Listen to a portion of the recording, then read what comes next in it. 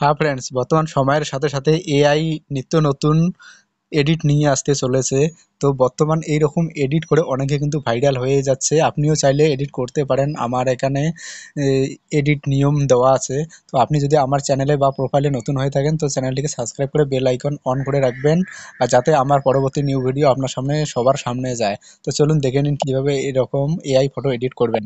তো তার জন্য আপনি প্লে স্টোর থেকে গুগল জেমিনি অ্যাপটি ওপেন করে নেবেন বা ডাউনলোড করে নেবেন। নেওয়ার পরে জেমিনি অ্যাপটি খুলে নেবেন। নেওয়ার পরে এরকম অপশন চলে আসবে। এইখানে দেখেন ইমেজ লেখা আছে, এখানে একবার ক্লিক করবেন।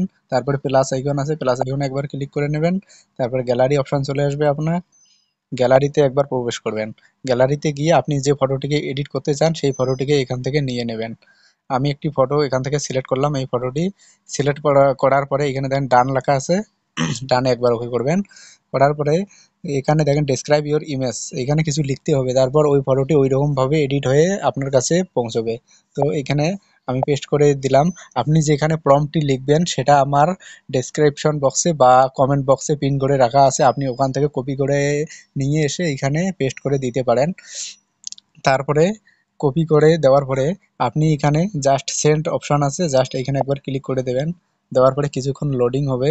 লোডিং হওয়ার পরে আপনার পিকচারটি অটোমেটিক সেট হয়ে আপনার সামনে চলে আসবে। তো একটু ওয়েট করেন, আমার যেহেতু পিন চলছে। দেখেন পিকচারটি কত সুন্দর হয়ে রেডি হয়ে আছে কিন্তু।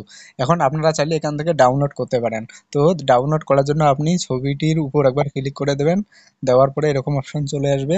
তারপরে উপরে দেখেন ডাউনলোড একটি অপশন তীর চিহ্ন আছে, জাস্ট এইখানে একবার ক্লিক করে দেবেন। আপনার ছবিটি গ্যালারিতে ওকে হয়ে যাবে বা সেভ হয়ে যাবে।